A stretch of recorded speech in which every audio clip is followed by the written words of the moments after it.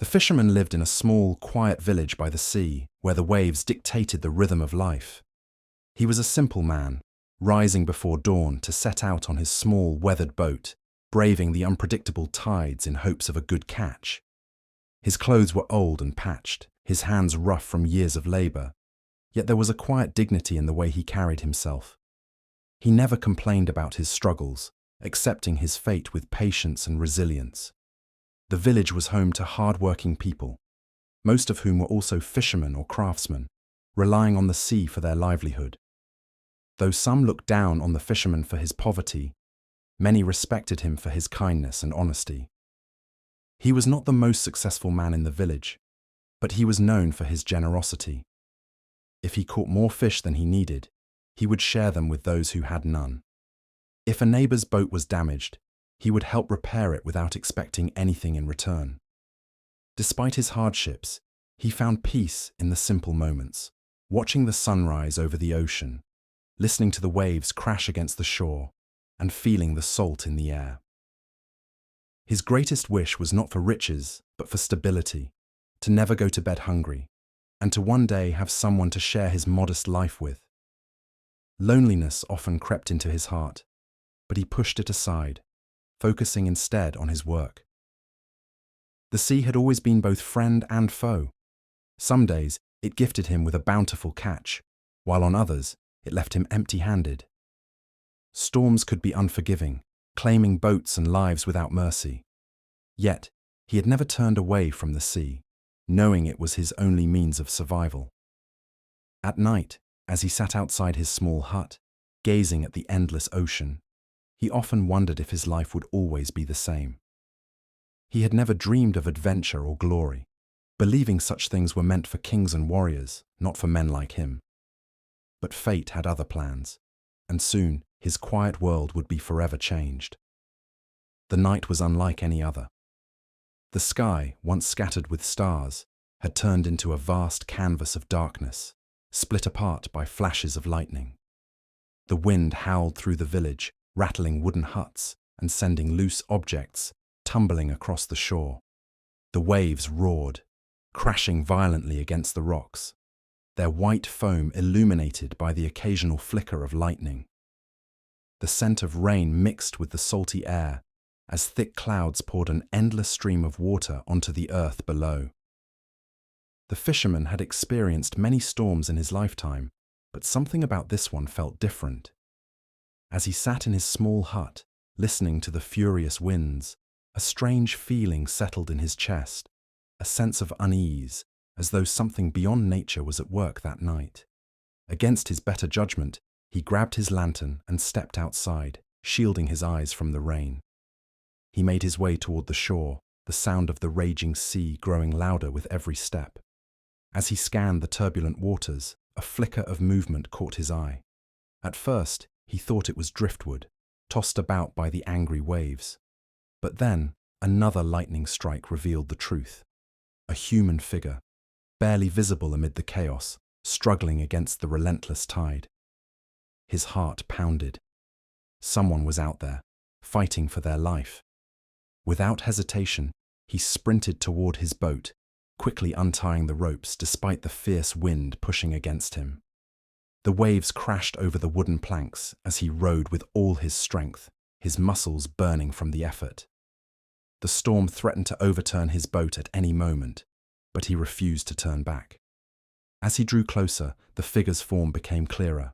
A girl, her body limp, her dress torn and soaked as she was tossed about by the waves like a rag doll. Summoning every ounce of strength, the fisherman lunged forward, gripping her arm just as the sea threatened to pull her under. The coldness of her skin sent a jolt through him. She wasn't moving. Holding her tightly, he pulled her onto the boat, his heart racing as he checked for signs of life. She was breathing, but barely. Her face was pale, her long hair plastered to her face by the rain. The journey back was agonizing. The boat rocked dangerously, and the weight of the girl made rowing even harder. But he didn't stop, didn't hesitate. After what felt like an eternity, he reached the shore, dragging her onto the sand. His hands trembled as he placed an ear to her chest, relieved to hear a faint heartbeat. She was unconscious, but alive. He lifted her into his arms, feeling the frailty of her body. Who was she? Where had she come from? And how had she ended up in the middle of the storm? Questions filled his mind, but there was no time for answers now. He carried her toward his hut, determined to do whatever it took to save her life. The girl woke with a sharp gasp, her body jolting upright as though escaping from a nightmare. Her breaths were shallow, her chest rising and falling rapidly as her wide, frightened eyes darted around the small hut. The dim glow of an oil lamp flickered against the wooden walls, casting long shadows that made the unfamiliar surroundings seem even more unsettling. She pressed a hand to her forehead, wincing at the dull ache pulsing through her skull. The fisherman, who had been sitting quietly beside her, leaned forward. His weathered face held a mix of relief and concern.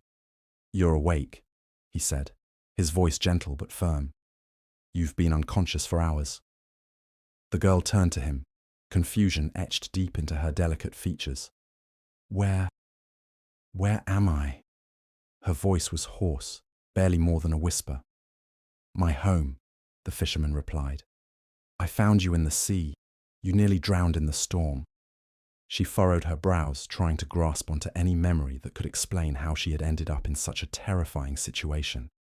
But as she searched her mind, she was met with nothing but an empty void. Her name, her past, where she had come from, it was all missing. A wave of panic washed over her.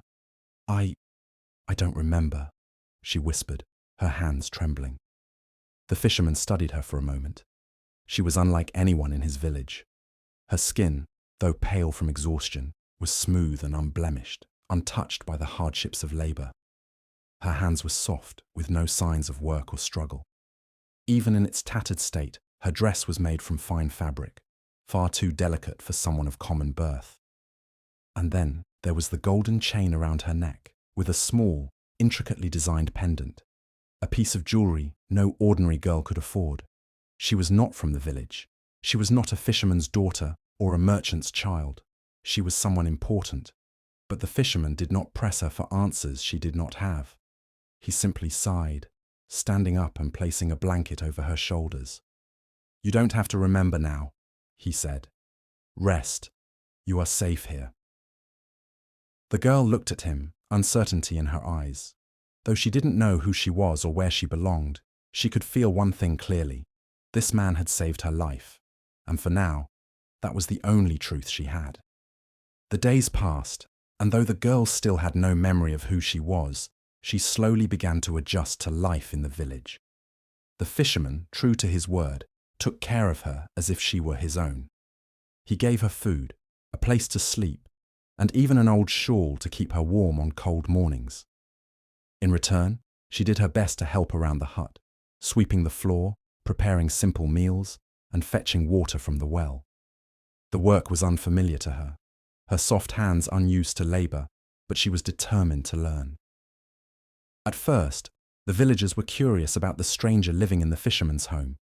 Some welcomed her with kindness, offering small gifts of fruit or bread. They saw how she struggled with simple tasks and assumed she was a noble girl, lost or abandoned. Others, however, were more suspicious. Whispers spread quickly. Who was she? Where had she come from? Why had the fisherman brought her here? "She's trouble," an old woman muttered to a neighbor. "No good can come from taking in a stranger with no past." The girl heard these whispers, but said nothing. Deep down, she feared they were right. She had no memories, no family to claim her. What if she truly was someone dangerous? But the fisherman never let such doubts take root in her mind. "You are here now," he told her one evening as they sat by the shore, watching the waves. "That is what matters." His kindness never wavered. He taught her how to mend fishing nets, how to scale and clean fish, how to tell when a storm was coming just by watching the sky. She was clumsy at first, but he was patient, guiding her with the same steady hands that had once pulled her from the sea. In time, the girl began to feel a sense of belonging. She woke each morning to the scent of salt and the sound of seagulls, feeling a little less lost with every passing day. The fisherman was not just her rescuer, he had become like a father to her. Yet, even as she settled into this new life, a feeling lingered at the back of her mind, an emptiness, a question unanswered. Who was she really? And when the time came, would she be ready to face the truth? In the grand halls of the royal palace, silence hung like a heavy shroud. The once vibrant kingdom was now clouded with sorrow, its people mourning alongside their grieving king. The throne, adorned with gold and velvet, stood as a reminder of what had been lost. The princess, his only child, his beloved daughter, had vanished without a trace. The king sat in his chamber, his face lined with exhaustion and despair. The night she disappeared haunted him endlessly. It had been a night of celebration, a grand feast held in her honor. But before the dawn could break, she was gone. Some believed she had been taken, others whispered of foul play, but no answers had been found. The king had turned the kingdom upside down searching for her. Messengers had been sent to every corner of the land. Soldiers scoured the forests, rivers, and roads. Yet weeks had passed, and still no sign of the princess had been found. The queen, unable to bear the grief, had fallen ill, her days spent in quiet mourning. The servants moved through the palace with solemn faces, afraid to speak of the tragedy that had struck their rulers. Determined to find his daughter, the king made a proclamation across the kingdom. A royal decree was sent to every village, every town, and every noble house. A great reward would be given to anyone who could bring news of the missing princess. Those who had information were urged to come forward, and those who harbored secrets were warned of the consequences. The news spread quickly. Posters bearing the princess's likeness were pinned to market walls, read aloud in village squares. Her face, delicate and regal, was known throughout the land. But she was nowhere to be found. As the search continued, the king could not shake a terrible fear that had begun to creep into his heart. What if she was lost forever? What if she was alone, suffering, or worse? The thought was unbearable. Little did he know, his daughter was alive, safe in a quiet fishing village, unaware of the royal blood that ran through her veins. And soon, fate would set events in motion that would bring her back to where she truly belonged. In the shadows of the kingdom, far from the grieving king's watchful eye, a secret meeting took place. Behind the thick stone walls of an abandoned fortress, a group of men sat in dim candlelight, their voices low and filled with unease. These were not ordinary men. They were powerful figures who had worked in the dark for years, scheming and plotting to seize the throne. The princess had been an obstacle in their path, and they had done what was necessary to remove her. "It should have been over by now," one of them muttered, his fingers drumming against the wooden table. The storm was fierce. No one could have survived those waves. "And yet," another replied, his eyes narrowing, "there is no proof that she is dead. No body has been found. The king still clings to hope." Their leader, a tall man with cold, calculating eyes, leaned forward. "Hope is dangerous," he said. "As long as he believes she is alive, he will never surrender to despair. And if she truly did survive—" He trailed off, but they all understood the threat his words carried. If the princess was alive, she would return. And if she returned, their entire plan would collapse. One of the spies stepped forward. "The king has sent word across the land. The search has intensified. If we do nothing, someone will find her before we do." The leader's expression darkened. "Then we must find her first," he said. "Send our own men to the villages, the towns, the farmlands. Listen for rumors of a girl with no past. Someone will know something." "And if we find her?" another asked. The leader's smile was sharp and cruel. "Then we ensure she is never found again." The order was given, and soon spies disguised as travelers and merchants spread across the kingdom, searching for any trace of the lost princess. They moved in silence, slipping through villages, listening to whispers, bribing those who had loose tongues. Unbeknownst to them, their search would soon bring them to a quiet fishing village by the sea, where a girl with no past was beginning to find her place in the world. A girl who had no idea that danger was already on its way. At night, when the village fell silent and the gentle murmur of the sea turned into a distant lullaby, dreams began to intrude upon her slumber. In these dreams, the fragments of a life unknown emerged with startling clarity. She found herself wandering through long, echoing corridors draped in velvet and gold, where the air was perfumed with the scent of rare blossoms. In one such vision, she stood before a grand mirror, gazing at a reflection that shimmered with a regal glow, a face that seemed both familiar and foreign, as if it belonged to someone of high birth. In another dream, she was transported to a sprawling palace perched on a verdant hill, its towers reaching towards the sky. The walls whispered secrets of the past, and in the soft, fading light of dusk, she saw a kind, strong man with gentle eyes, a father whose embrace promised both warmth and unwavering protection. His smile radiated a sense of belonging and home, a stark contrast to the uncertainty that now filled her waking hours. Yet, alongside these comforting images were flashes of danger. Shadows lurked in the corners of her dreams. Fleeting images of cloaked figures and hushed threats that made her heart pound in alarm. There was an overwhelming sense of urgency and peril that underscored the visions, a silent warning that something ominous had once invaded the sanctuary of her childhood.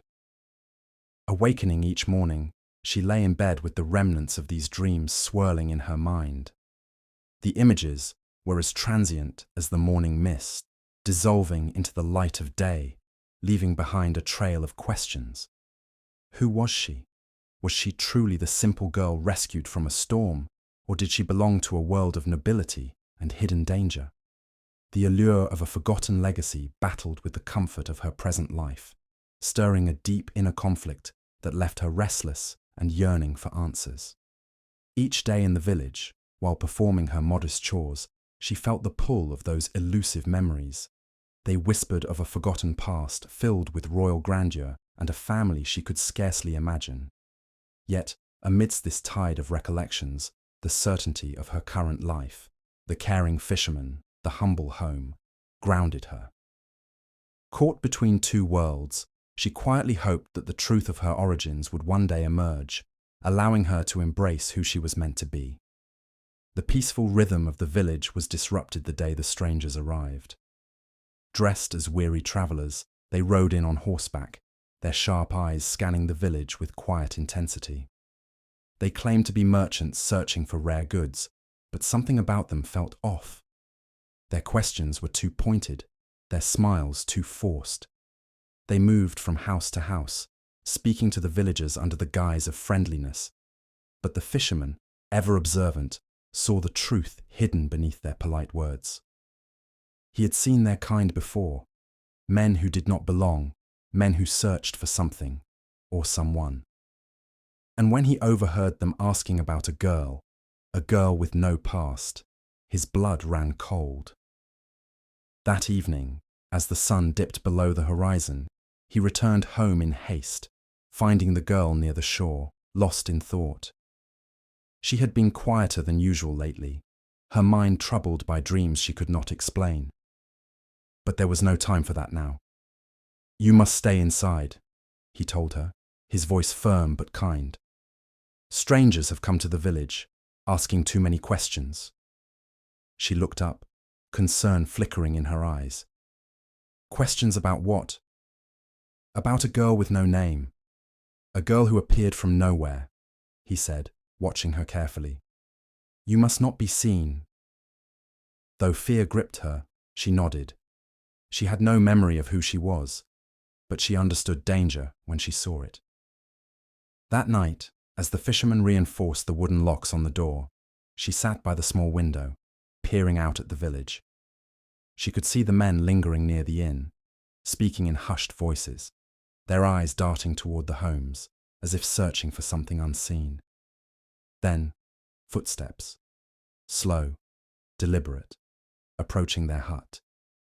She held her breath, pressing herself against the shadows. A soft knock echoed through the quiet night. The fisherman opened the door slightly, his face calm. "Can I help you?"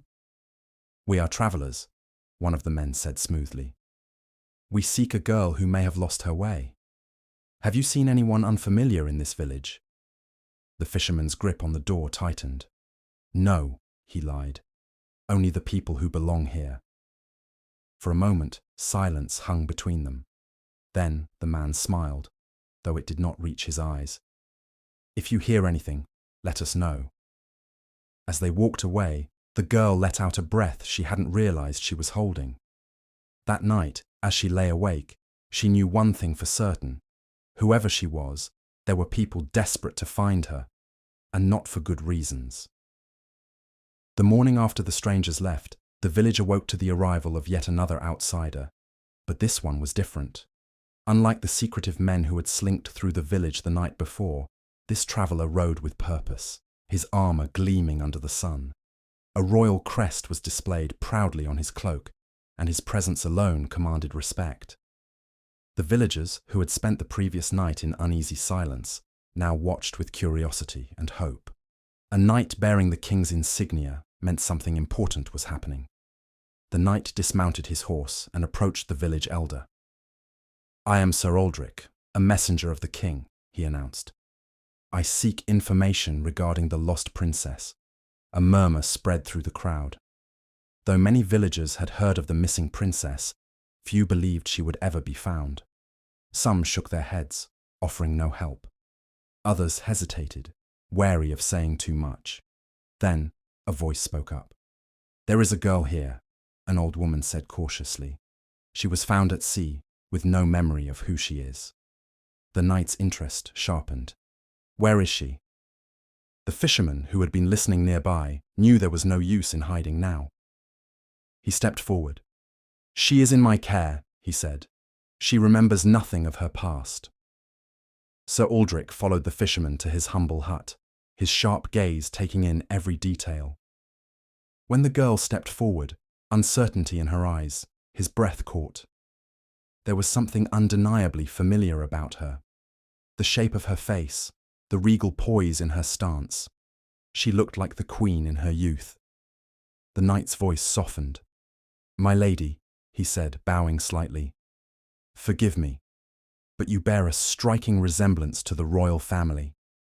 The girl's heart pounded in her chest. Could it be true? Could she truly belong to the kingdom, to the grieving king she had seen in her dreams? The fisherman, ever protective, spoke carefully. "She has lived peacefully here. If she is who you believe her to be, she deserves the truth." Sir Aldrich nodded solemnly. "Then we must take her to the palace. The king must see her himself." The girl's world shifted in an instant. The life she had known, the quiet days by the shore, the warmth of the fisherman's home, was about to change forever. And with it, the answers to her past would finally come to light. The girl sat in stunned silence as Sir Aldrich placed a delicate locket in her hands. It was old, but well kept, its golden surface engraved with a royal crest. As her fingers traced its edges, a strange sensation washed over her. Something deep within her stirred, as if the weight of the locket itself carried the truth of who she was. "Your Highness," the knight said gently, "this belonged to you. It was a gift from the king on your 12th birthday. It was found near the shore where you disappeared." She slowly opened the locket, revealing a tiny portrait inside, an image of the king and queen, their expressions filled with love. At that moment, memories crashed over her like a tidal wave. She remembered running through grand palace halls, the echoes of her laughter filling the air. She remembered sitting by a warm fireplace as her father, the king, told her stories of brave warriors and wise rulers. She remembered the night she had been taken, the fear, the storm, the cold, endless sea. Tears welled in her eyes. I remember," she whispered. "I am Princess Evelyn." The fisherman, who had been standing quietly, felt a lump form in his throat. He had always known that she was special, that she did not belong to the simple life of a fishing village. And yet, hearing the truth made his heart ache. He had taken her in, cared for her as his own, and now she was to return to the world she truly belonged to. She turned to him, her eyes filled with emotion. "You saved me," she said. "You gave me a home when I had none." The fisherman smiled, though there was sadness in his eyes. "You will always have a home here, child," he said softly. "But you have a greater destiny waiting for you." Sir Aldrich bowed deeply. "The king has never stopped searching for you, Your Highness. He will be overjoyed to see you again." She wiped her tears and took a deep breath. The thought of leaving the fisherman, the only family she had known in her forgotten life, was painful. But she knew now that she had to return. With a heavy heart, she prepared for the journey back to the palace, knowing that while one chapter of her life was ending, another was just beginning. As Princess Evelyn prepared to leave for the palace, danger loomed closer than anyone had expected. The spies who had been searching for her had finally confirmed her location, and their masters, the traitors who had orchestrated her disappearance, would not allow her to return to the throne. That very night, as the village slept under a blanket of stars, a band of armed mercenaries descended upon the quiet shores. The fisherman was the first to sense something was wrong. He had spent years reading the sea and the skies, and that night the air was too still, the silence too unnatural. When he heard the faint rustling of movement beyond his hut, his instinct screamed of danger. He rushed to wake the girl and Sir Aldrich, who immediately reached for his sword. "We must leave now," the knight said urgently. "They've come for her." But it was too late. Torches flickered in the distance as dark figures emerged, their leader stepping forward with a wicked grin. "Hand over the girl," he demanded, his voice like gravel. "She doesn't belong here." The fisherman clenched his fists. "She belongs with her family, not with traitors like you." The leader sneered. "Then you'll fall with her." With that, the battle erupted. The knight, though alone, was a seasoned warrior. His sword flashed under the moonlight, striking down enemies with precision. The fisherman, though without armor, fought fiercely, wielding the tools of his trade, his fishing net, and a sturdy harpoon. The villagers, realizing their home was under attack, rushed to aid them, grabbing whatever weapons they could. Chaos spread as swords clashed, and cries filled the air. The princess, though untrained in battle, refused to cower. She grabbed a fallen staff and fought alongside the villagers, determination burning in her eyes. Slowly, the tide turned. One by one, the mercenaries fell, outmatched by the courage of the villagers and the skill of the knight. The leader, realizing defeat was inevitable, attempted to flee.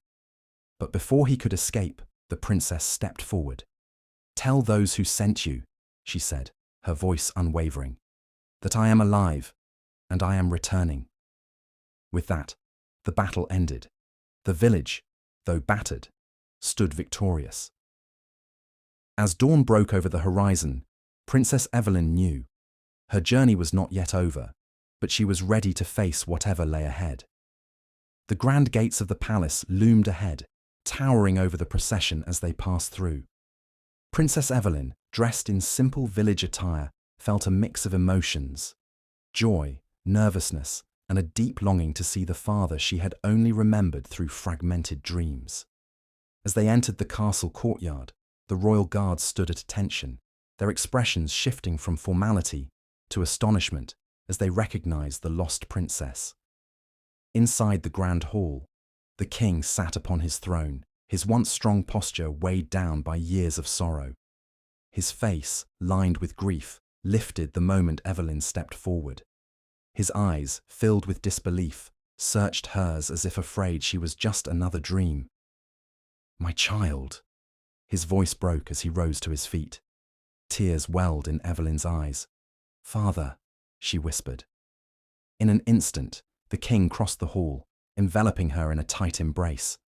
His tears fell freely as he held her, unwilling to let go. "I searched for you," he murmured. "I never gave up." "I know," she said, her voice trembling. "I'm home now."